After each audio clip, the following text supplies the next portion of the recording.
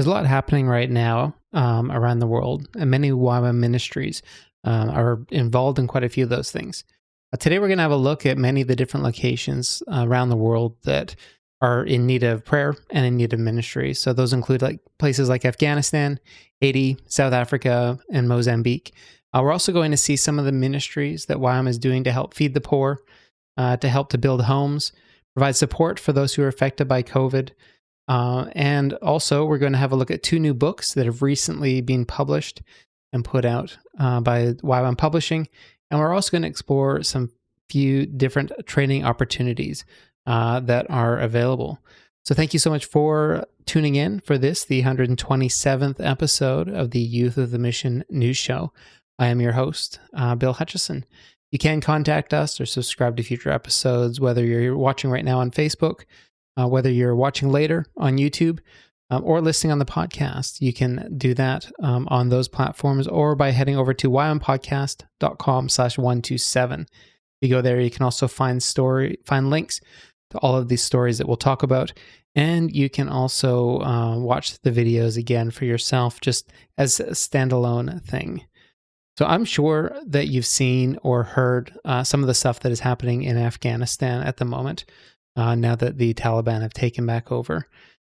We want to ask that you all just stand in prayer and pray for protection and hope for the Afghan people. In addition to the Afghan people, there's also many foreign workers and missionaries who are still in need of God's protection and help. Ywam Kona is actually looking at different ways that they can help Christian believers in Afghanistan and the growing church that is operating there. On August 15th, the Taliban swept through Afghanistan, taking control of the nation, without resistance from the Afghan army or U.S. military, leaving tens of thousands of Afghanis desperate for escape. With land borders sealed, the only way out is the Kabul airport, now the stage of a horrific humanitarian crisis. But outside of the airport, the true crisis is only beginning. Women and children are hiding in their homes. Girls as young as 12 are being taken out of homes by the Taliban and forced into marriages. And the most vulnerable minority, Afghani Christians, have fled to the mountains for refuge. For they know that under Taliban-imposed Sharia law, leaving Islam and becoming a Christian carries the penalty of death. 20 years ago, when the U.S. entered Afghanistan, post 9/11, there were only 250 known Afghani believers. In the last 20 years, the Afghani church has grown to over 10,000 believers and is one of the top 3 fastest-growing churches globally. These believers have scattered from their homes into remote villages and dense cities to hide from being turned in by their Muslim family members or identified by the Taliban, who are going door to door, searching homes and phones for evidence of Christian affiliation. Youth with a Mission has labored in Afghanistan for the last 25 years, starting a house church movement of over 2,000 members in 90 house fellowships. Ywam Afghanistan has 500 Afghani Christian families in hiding, needing food in this crisis. There are 80 Afghani church leaders and their families on Taliban lists who need commercial evacuation as soon as the border and flights open. Give to help the Afghani persecuted church. $200 provides one family with enough food to last a month. $1,500 provides one family tickets to safety. All of the funds will be going directly toward Afghani believers in dire need of help. The fund will be overseen by senior Ywam leadership. God has not abandoned his children in Afghanistan, and neither will we.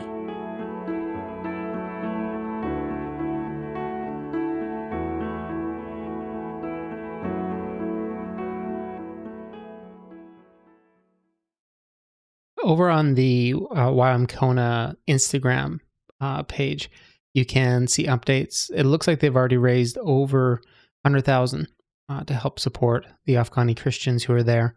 You can find the link to the Instagram post, including the video, by heading over to ywampodcast.com/127. So earlier this month, Haiti was hit by another earthquake. This earthquake injured over 5,700 people, and it's killed over 1,300. This comes after months of violent gang activity, the assassination of their president last month, and Hurricane Elsa caused devastation among the agricultural industry there. So we have many locations currently operating in Haiti. We have updates from a couple of them. They've been updating on their Facebook pages. So our first one is from Ywam Listens. Hi, this is Tyler Emery with Youth of the Mission in Lakai, Haiti. You've probably heard that we've just gone through a 7.2 earthquake. Us, our family, people in our ministry, we're all doing good. Our area has been affected. Some of our neighbors' houses have fallen down. And I just want to give a message of resiliency that the Haitian people have. We've overcome, gangs this year, COVID this year, our president being assassinated. We just had a hurricane 2 weeks ago, and now we have this earthquake, and it looks like in a couple days, Hurricane Grace could be here. So the Haitian people, they still know, even through all of this, that God is good. Bon Dieu. They even say God is, that's how they pronounce God, good God. And they know that God is good. Despite the circumstances, they still have hope that God is going to be good. So continue to pray for us. Our ministry is looking to help the people in our area. We are a discipleship ministry and we're young. So we want to continue to stay focused on what God called us to. We're mercy ministry, we're evangelistic, and our main focus is discipleship. And we want to stay true to that calling, to see Haitians go to the nations, and to go out and be something that we're not, and wear ourselves out. That's not what we're going to be looking for doing. We want to be a light to our area first. So we're going to help out our neighbors. We're looking to be able to purchase block, cement, and rebar to be able to fix their homes. But also we're going to be continuing to build our mission house and try to get ready for our first discipleship training school in April 2022. So thank you for praying for us, and God bless. All right. So that was an update from Ywam Lakai, not Listens, like I said before, I'm sorry. So Ywam St. Mark has also provided us with a Facebook Live video talking again about what is happening and what their ministry is doing to help. Hey everybody, this is Kristen and Mark George with Ywam St. Mark Haiti, and we just wanted to come on and give a quick update of how everything is here right now.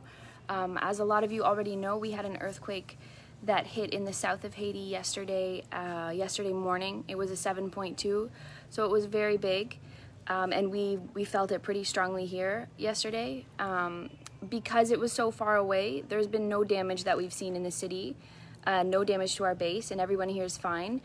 We're shaken up a little bit just because earthquakes in general and all of that just kind of bring up traumatic situations and memories. So everybody here is pretty shaken up about it, but physically we're fine.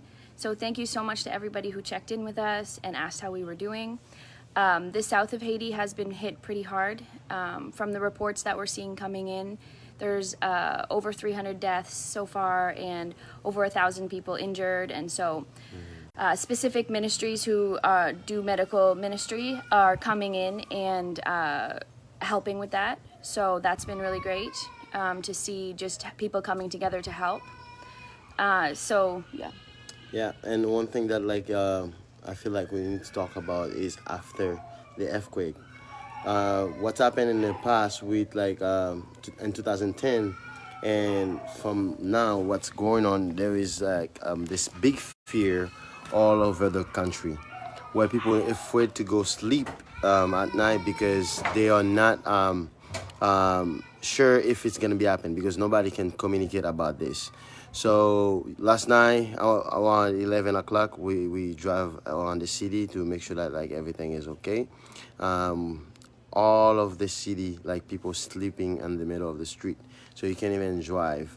So we decided to open our gates so people can come in, and we put that big carpet that we have. We have a big carpet that we use for our camp.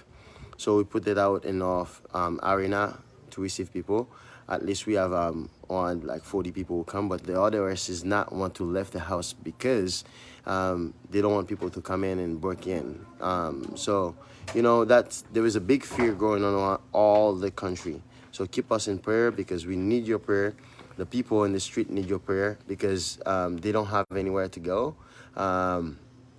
All they can do is protect what they have and sleep in the street. But even like we open our gate and we just keep praying and ask God like what to do, well, how we can help people mentally, how we can help the society like in a way that is going to be useful for them. Keep us in prayer because we need wisdom how to do certain things with them. Yeah, thank you so much again, everybody, for just checking in, and please just keep praying for the South. It's pretty bad there, and so we have a YWAM, one of our friends, YWAM Lekai, with Tyler and Vanessa. They're there right now, and thankfully nothing was destroyed on their property. So if you check out their Facebook page too, they'll be giving updates on what's going on and what they're doing. So we're praying for them and we're standing with them. And there's just so many other people coming together who are already in Haiti, because there's many organizations in Haiti already who are on the ground, who know the communities, and who are just jumping in to help. So that's just been really good to see. And we're just praying and we're just hoping, for the best, and that people can be found and things can start to rebuild again. Yep. Thank you for your prayer. Yes. So that was an update for you from Ywam St. Mark and what is happening there and what their ministry is doing to assist the nation of Haiti during this, to recover from the last earthquake that hit there. So things are progressing very quickly in that nation, and you can follow along with the updates on the Facebook page for those different ministries that are there. You can find links to those ministries if you head over to ywampodcast.com/127. So in December of last year, this is a story about what's happening right now in Mozambique and the need that the people there have for God's intervention and to see peace come there. So in December last year, Pope Virgilio and his family reached Pemba with a group of 35 to 40 people after an arduous journey of about 2 weeks through the forest in the province of Cabo Delgado in northeast Mozambique. They joined thousands of others who've been displaced and forced to move to safe places in northeast Mozambique. Mozambique has been involved in an insurgency by Islamic extremists since 2017. The Islamic State-linked insurgents killed at least 3,200 people and have displaced another 800,000 at the end of last year. Many of those who were displaced fled to the city of Pemba. Currently, there's no international aid organizations operating in Pemba, and some missions organizations have already left for their own safety. YWAM has a small team in Pemba doing what they can to help in terms of food, water, soap, mask distribution, as well as building shelters for the refugees fleeing into Pemba. In addition to the mercy work that the YWAM team has been engaged in, they've also been leading groups in fellowship and in Bible studies. They've been using audio Bibles that have been produced in the local language, as most of the refugees are illiterate. One of the groups that they've been working with is Pope Virgilio and his family. Since they started working with him, he's joined the church and he has been baptized. The team is asking that you please pray for the people in Pemba and Cabo Delgado. Please pray for the safety of the YWAM team and their children, and wisdom for them in this desperate situation. The team have been caring for about 2,000 different refugees with food and essential supplies, and have started building simple houses or shelters for some of them. It costs $2 per day per person to provide food and essential supplies, and $2,000 to build a simple house.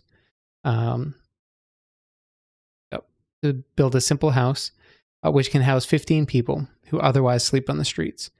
YWAM England is actually working with the team, and you can find out how to give on the YWAM England website, which is ywamengland.org/donations. You want to designate it for YWAM Pemba. When you do, you can email John Armstrong, which is linked to again at ywampodcast.com/127, to let him know, and he'll make sure that 100% of anything you give will reach the relief work there in Pemba. So Create International is a ministry that operates around the world, and it was started up by Calvin and Carol Conkey. And they've actually just released a book all about the ministry and about how God has led them into doing that kind of work. The Impossible Dream is a must-read book. I believe you will be inspired, challenged, and blessed. So we've blended our ministries together, and we're going to Singapore to start a ministry within Youth with a Mission, Frontier Missions. Create International, our new ministry that Carol and I have set up to produce multimedia evangelistic tools for unreached people groups. I saw Create as being like tip of the arrow of what God is going to do to bring in the end time harvest. Resources provided them with, and eager to share them with their families, eager to share them with their neighbors. And you have been very fruitful, excellent work, so God's able to multiply it. He doesn't want to multiply a mess. Don't be discouraged. Keep on running, because the prize at the end is for us to be able to see people in heaven that wouldn't be there otherwise. You can get it in multiple languages, and it also has a solar panel on the back. You just lay it in the sun, and then it can play. In an audio-visual way that they can see and hear and feel, because it culturally touches them. What you guys are doing is impacting the entire world for Jesus Christ, and millions of people are going to come to know the Lord because of what you guys are doing.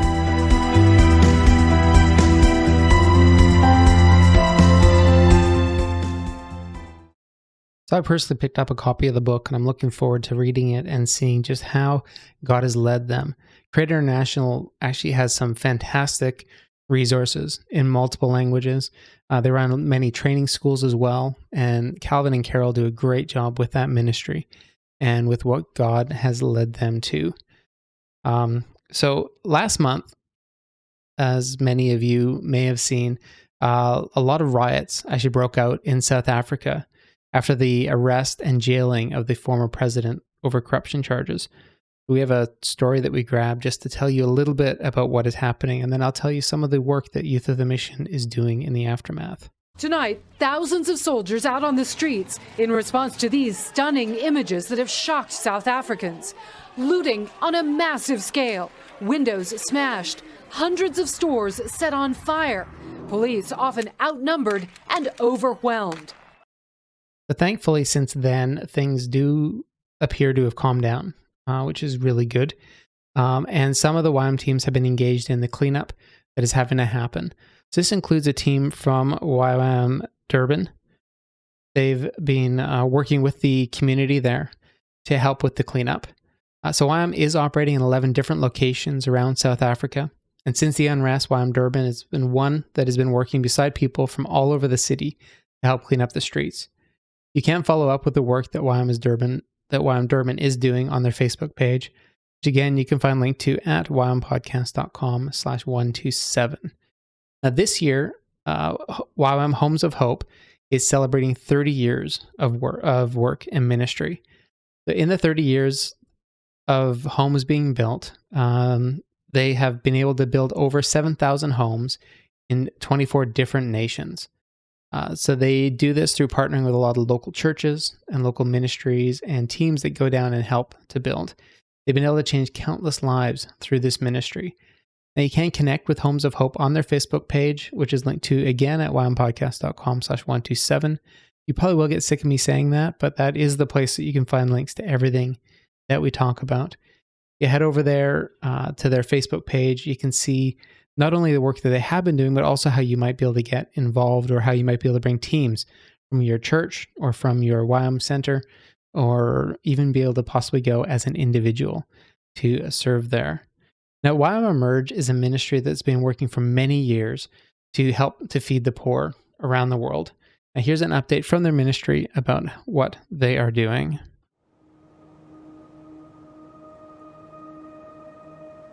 We really felt like we were supposed to do something different and help feed the poor and help feed the world. And so as we were looking at different ways to actually start businesses, help widows, help orphans, help people that can't afford to buy food and have really good, healthy food, we started looking at aquaponics.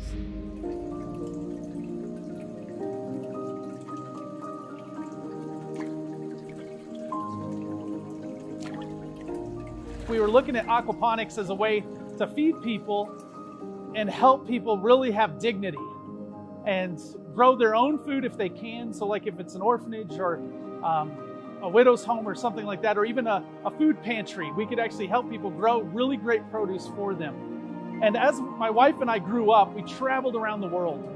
I've been to about 60 countries, and I've seen all types of different people, different places. And as my wife and I have traveled, our hearts really began to break.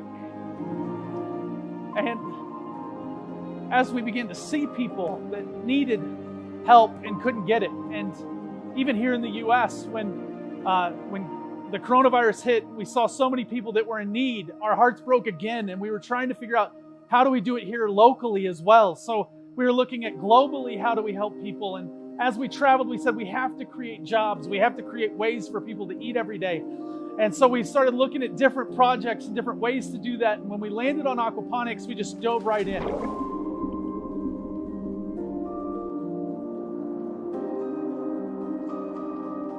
We had no money. We had nothing. We didn't know what we were going to do. We didn't know how we were going to do it. And we just began to go, okay, how can we make a difference in the community here in Colorado? And how can we make a difference in the nations? And so we started building. Without any money, we just started. My wife tells this amazing story of how we had no money, we had nothing. We had just bought this little farm. And I went in the backyard with a shovel and I just stuck it in the ground. And I said, we're breaking ground and we're going to start building. And she said, you're crazy. How are we going to pull this off? And from that point, we had people that just started coming to the property and helping us build. We had people from our local community, people from around the world that said, we want to be a part of this. And so we had people just show up and start helping us financially build. We had people driving down our driveway that had never met us and say, hey, we heard you guys are building something that's going to bless our city and bless the nations. And so we started building, and as you see all this stuff that we have going on, we stepped out in faith and just trusting that what we were doing was the right thing. And so we made an offer on this property and this greenhouse that is nothing short of a miracle. There's no way we should have this place. But the people that got behind us and the people that jumped on and said, we want to be a part of it. And as we stepped out in faith and we started taking these steps and saying, okay, let's do this. Let's try this. We just saw people get behind everything we were doing. And now we're growing thousands of heads of lettuce.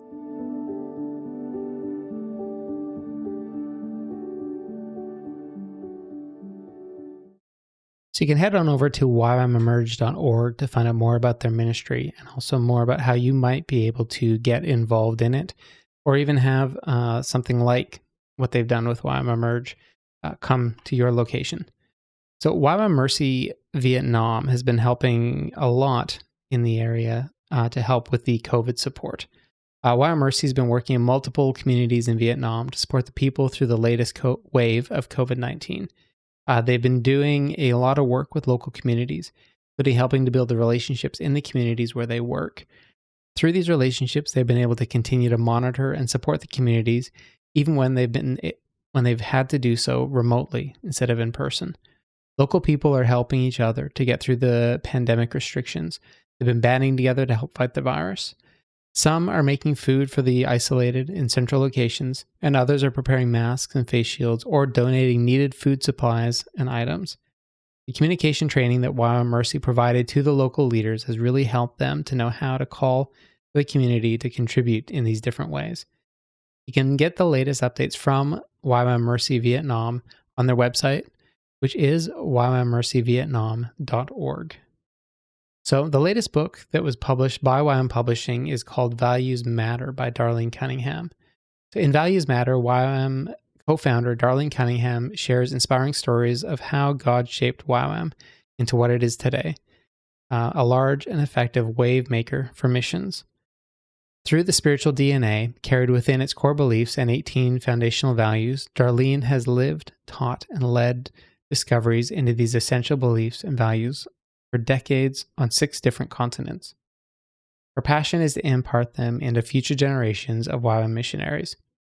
Intertwined inside the pages, she also candidly shares both failures and victories, along with her discovery of the biblically rooted beliefs and values that have proven so fruitful to the Cunningham's calling over the decades.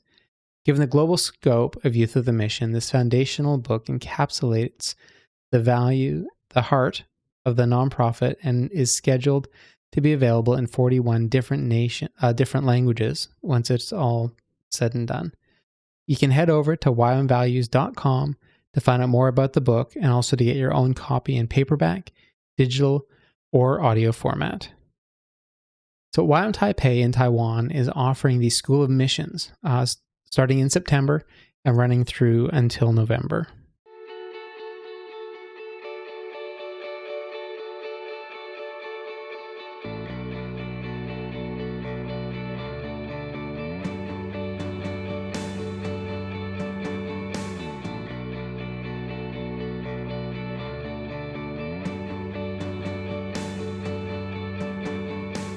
Well, the School of Frontier Missions is a 3-month program that aims to equip the missionaries to work on the frontiers and the places where the unreached people are. During the school here in Taiwan, we have the lecture phase. It's in the mornings, and in the afternoon, the students have the chance to go outside and practice what they have just learned in the neighborhood here, where we are surrounded by the unreached people in this area.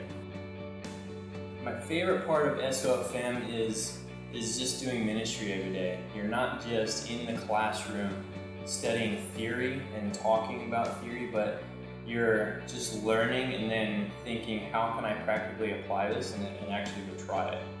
And so every day we're out on the streets, talking to people, talking about the gospel, going where they're at, whether it's in the markets, in the temples, and just talking to people, learning about their cultures. And that has been my favorite part about SOFM. It's just super practical.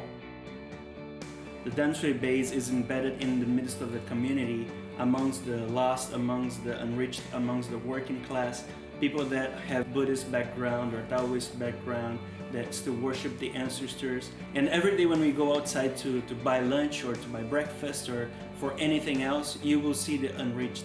The heart behind the school is evangelism and is directly connected to church planting. I feel like as I went out, it got me thinking, how can I reach my target audience better? How can I be more effective in church planting? How can I communicate the gospel in a more clear way? The biggest thing, I feel like God challenged me or spoke to me in the SOFM probably has to do more with like contextualization and communicating the gospel in a way that the target audience will understand. So it's not necessarily going into an area and communicating in a way that me with my Western mindset might understand, but really understanding the culture and how they can receive it and just communicating in that way. The curriculum of SOFM includes a lot of courses that have the goal of enabling the missionaries to go into the missionary field and remain there. And we have courses like language acquisition and cross-cultural communication, going through church planting, all the way to member care and support raising, so that the missionary have more knowledge to not just make their entrance, but to remain in the field. If you are eager to follow the Great Commissioning, you have a great opportunity here to equip you and straight away go into church planting and evangelism right away inside the community.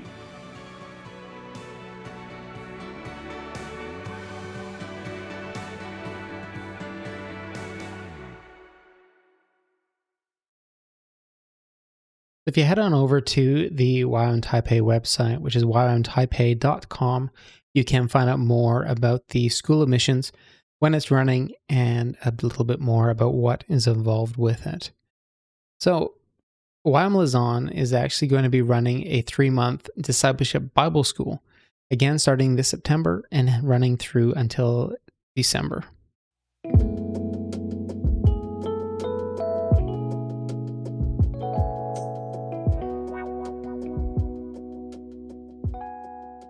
Hi, my name is Thomas and I'm from Holland. And my name is Inna from Korea. And together we will be leading the Q4 Discipleship Bible School, which will be bilingual both in English and Korean. The DBS is a 3-month school where we will study and read all the 66 books in the Bible. Within these 3 months, we will go on a life-transforming journey together, where we find out about God's character and nature, and we see His redemptive plan for mankind. All of this is done while gaining the understanding and the knowledge of how the whole story in the Bible links together from Genesis to Revelation. In DBS, you have 3 different ways of studying. And first, you will read the text with your small group. You will have a lecture from experienced speakers. And third, you will have your own study times. Every week, you will have different themes based on God's redemptive plan, and you will be able to learn different books based on this theme as well as chronologically. This school will run from 27th of September to 15th of December. So, if you want to have a better foundation in the Word of God, and if you want to know God in a more intimate way, and if you speak Hangugo, or if you speak English, then come and join us for this upcoming DBS. For more information or to apply, please visit ywamlausanne.com. We can't wait to walk this journey together. Please apply. Money, apply, head Giselle.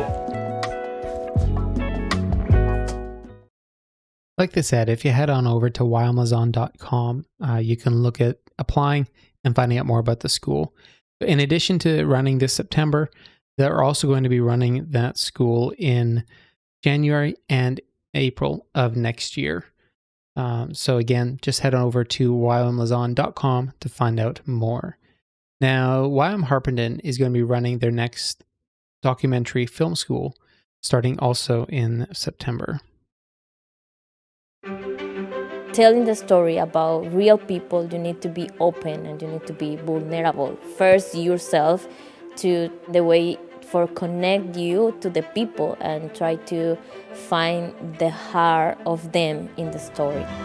My name is Hilary Torres and I'm from Colombia.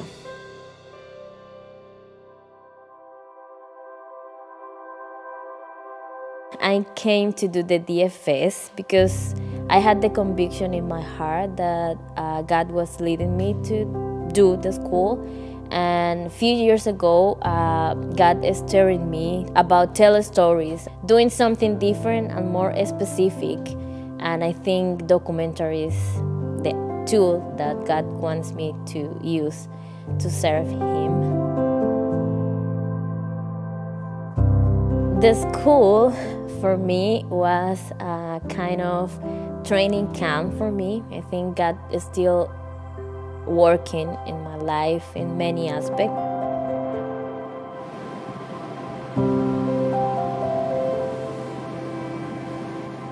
Something that was a surprise for me in the school was the way to do a documentary, something completely different to do a normal movie. You need to be flexible.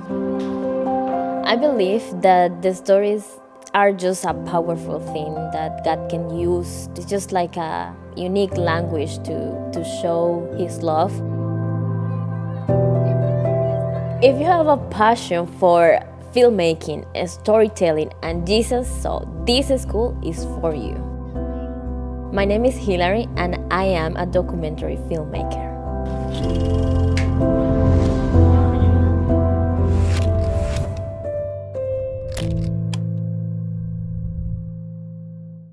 So if you do head on over to ywamharpenden.org, you can find out more about the school.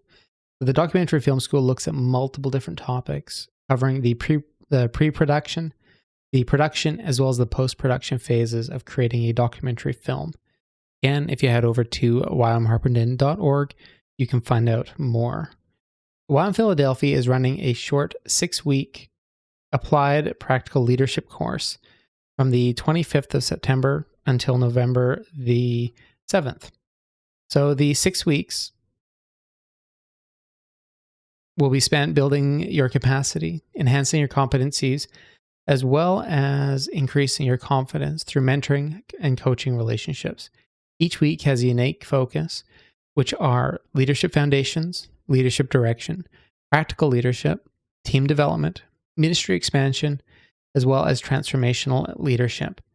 If you head over to ywamphiladelphia.org, you can find out more about this school that they are offering. So Ywam Turnip Hill in Ukraine is running a Bible core course starting on the 27th of September and ending on the 20th of December. The course is an intense 20-week study of the Bible, and it's literary, and historical context. If you check out a post at Ywammer's community over at the Facebook page, which is linked to again at ywampodcast.com/127, you can find out more about the school. You can also find out where to apply. So, last training program that we're going to look at this school is the Biblical School of Justice. This one is being offered by Ywam Denver. So they're going to be running this school of Biblical School of Justice from the 27th of June until September 2022. This is next year that they'll be running this. So during the School of Biblical Justice, you'll learn about the biblical worldview of injustice, as well as God's heart for justice. You'll receive teaching from people who combat injustice around the world. Join them as they bring the kingdom to earth by loving the orphan, the widow, and the destitute among the nations. So, and then after the course, there is an optional 8-week overseas outreach that you can also join in. Now, if you head over to this website at ywamdenver.org, you can find out more, and you can also head over there to apply. So that brings us to the end of the stories for this week. Thank you very much for joining us, and we hope that some of these stories will inspire you and that some of these stories will prompt God to work in your life to get out into the mission field. You head over to ywampodcast.com/127. You can subscribe to receive future episodes of the Ywam News Show. You head over there. You can also subscribe to future episodes. You can also leave a comment on the stories and find links to everything that we talked about. So again, that's ywampodcast.com/127, where you can find out more about Youth of the Mission and these stories. So again, thank you so much for joining us. Thank you for watching or listening if you're listening to the podcast, and we will talk to you again next time.